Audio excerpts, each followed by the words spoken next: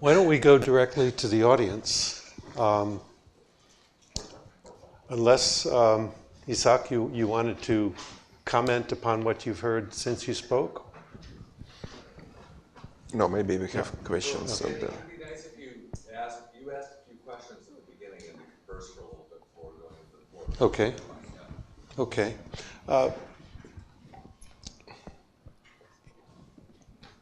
You put up a slide, Isak, that showed that more and more hundreds of students are being sent abroad. And that's a conscious effort to, you might say, globalize international and higher education. Do you have any sense as to the extent to which Russian researchers in higher education institutions collaborate with international researchers, and whether that is problematic or has become more problematic over time? Frankly speaking, George, during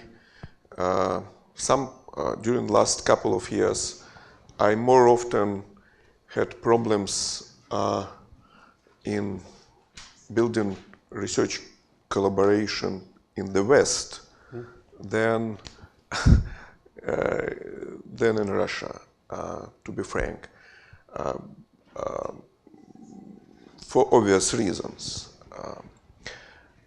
So again, within these programs of research excellence, the collaboration is very much supported.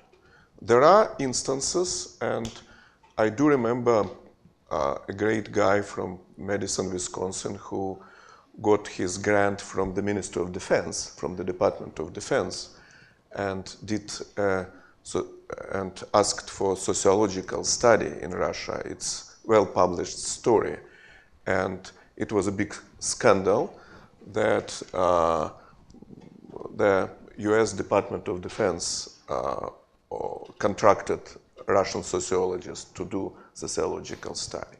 So, but maybe I know a couple of more such instances, but in general, we don't see, I see the development of last 4 or 5 years as a positive for international collaboration.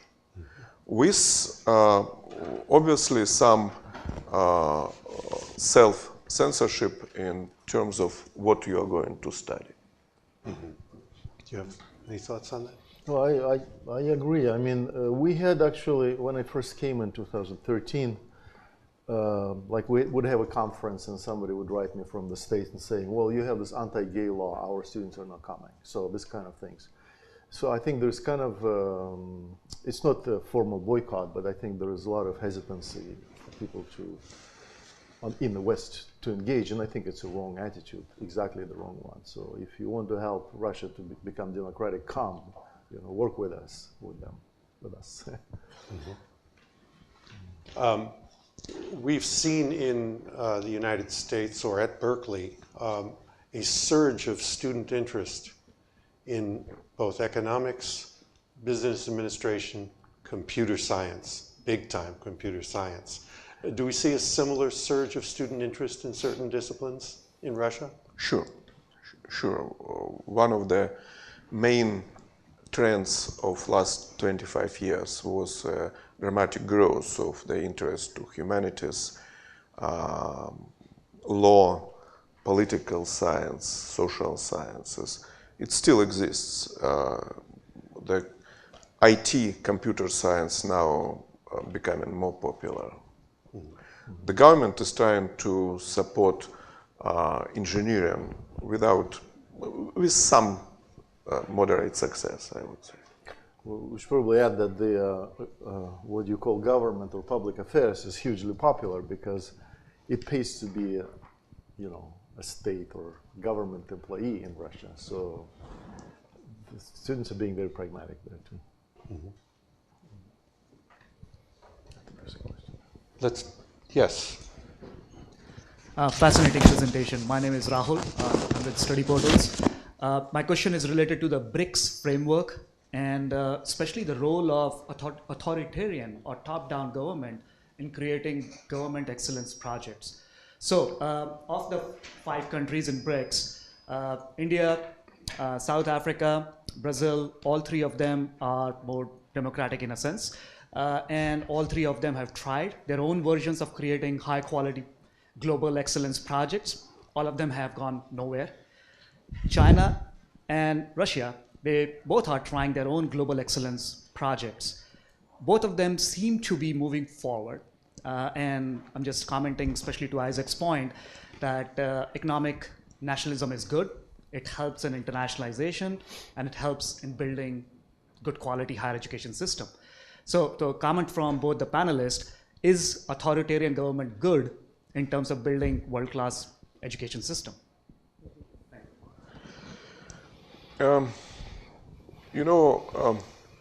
We study 12 different excellence initiatives in different countries, and I have to say that if you look at German excellence initiative, and who can say that Germany is not a democratic country, you would see that it's quite strong.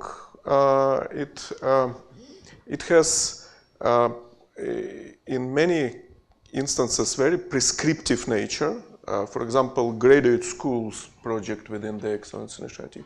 Or if you look at France, you can see the mergers of universities.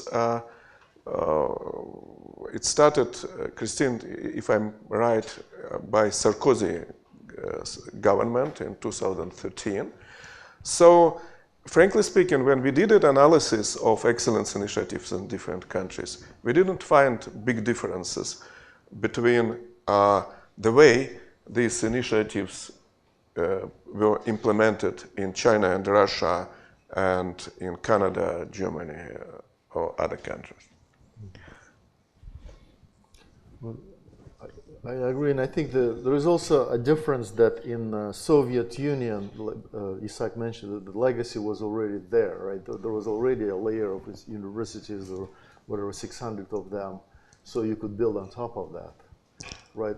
Which probably not the case in Brazil, and they were pretty strong. So, and with the Chinese, they just pumped a lot of money in it, which also helps to have that kind of resource. But yeah, your question about, like your larger assumed question about is authoritarianism good for modernization? That's sort of the heart of the debate, I guess, in Russia. Is authoritarian modernization possible? I'd say there is actually very little evidence of that because Russia has not been able to modernize its economy. It's still sort of resource dependent thing. So maybe it can do something in social sphere, you know, education and research, but I really doubt that economic modernization is possible at all without some liberalization, rule of law, and things like that. Yes. Go ahead. Okay. I had a degree of involvement in Russia with 3 different institutions, I would say, from 1992 to 2005. One was a School of Management at St. Petersburg State University. Another one was the Vavilov Institute. Now it's a world-class collection of germplasm in St. Petersburg. And then a number of research institutions at Pushino, about 100 kilometers south of Moscow. And I'm very curious as to what has happened to them with this new emphasis on research and the like. Pushino was basically bereft of any economic resources in 1992. I mean, they'd been high priority in biotech, and then they had no funding. School of Management seemed to be doing quite well, getting new funding sources, and Vavilov also very badly hurt by the lack of government funding and a world-class collection of germplasm being very much under threat. I'm curious, with this new emphasis on research, either specifically on those institutions or in general, how research institutes have fared, schools of management, et cetera, and maybe Vavilov as well. It's interesting that the Russian government couldn't do anything with the Russian Academy of Sciences. They adopted a new law, made it effectively part of the government machine, but the main task to integrate universities, higher education sector, and research institutions was not solved. It's maybe some people, even with very liberal views, think that the government should be more, I would not say authoritarian, but kind of persistent. So there are no real integration between these research institutions and higher education institutions.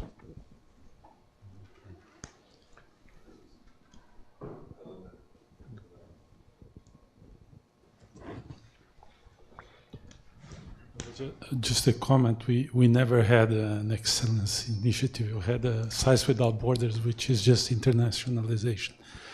I'd like to make a comment. There's an interesting fact that Brazil and Russia, now if you look at indicators like bibliometric indicators, level of international collaboration of published scientific papers and so on, they're very close. Which is pretty surprising, because if you look at the history of Soviet or Russia science, it's a much longer history. You had universities already in the 1700s and science in the 1900s. So what I have seen is some evolution of Russia actually upwards, both in percentage of international collaboration and citation indexes and so on, whatever they mean, but it's part of the thing. So do you see there is these initiatives?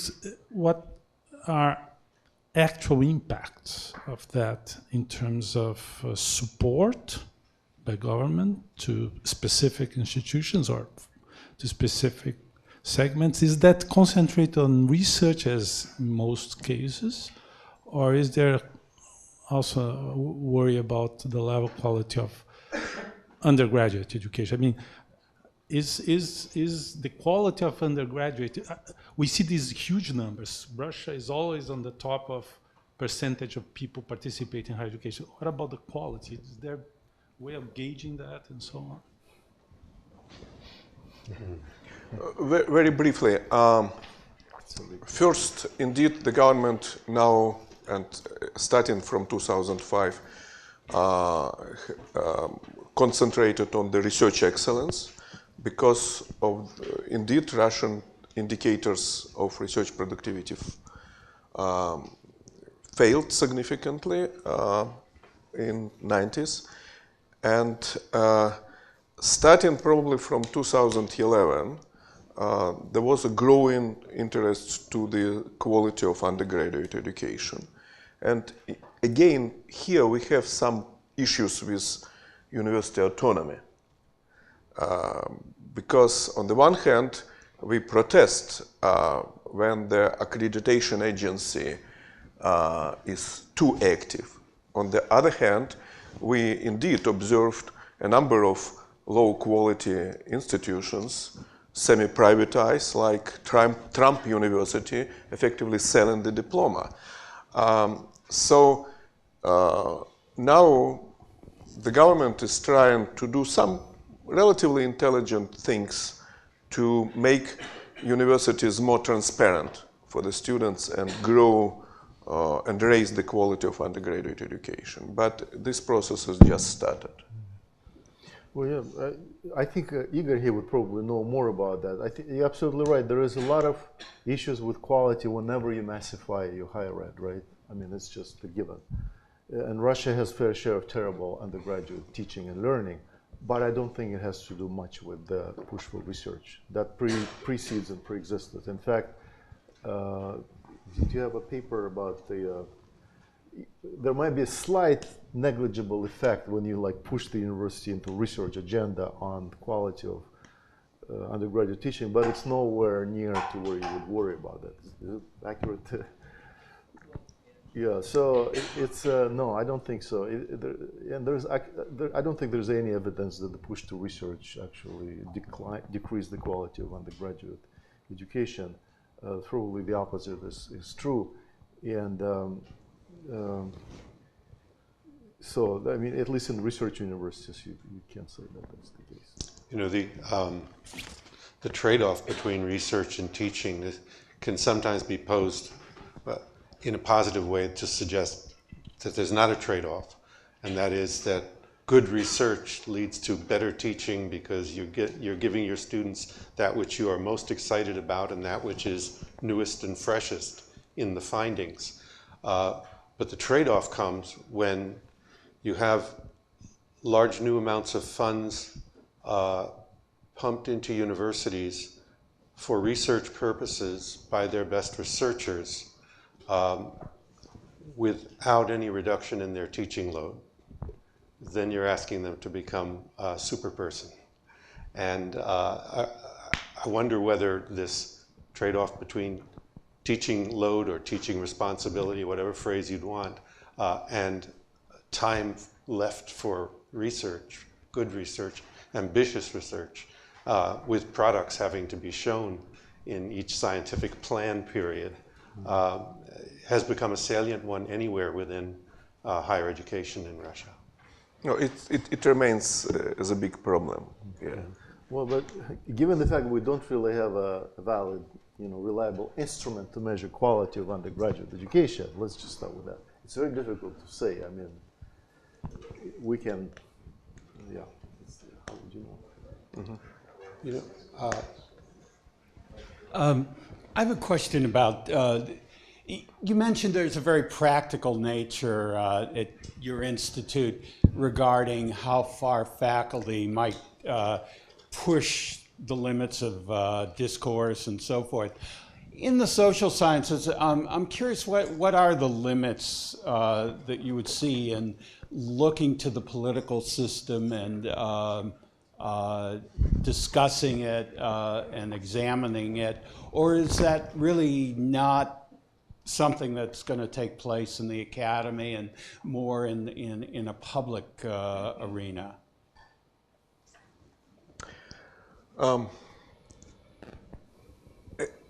Again, I think that there is a kind of feeling of, if you are talking about academic discussions, there is a feeling of some, not maybe self-censorship, but sensitivity. I can tell you, for example, I'm head of Institute of Education, and I know that the quality, that the most conservative part of our education systems are teachers.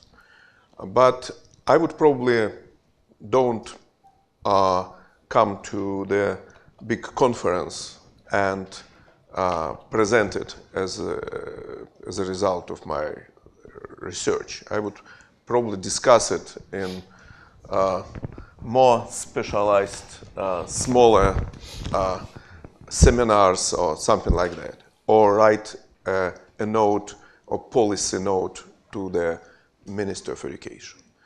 So again, we started, and George started from, ended with the last question about populism. And if we want to be, not to be very unpopular, we have to be cautious. That's an unfortunate side of the populism.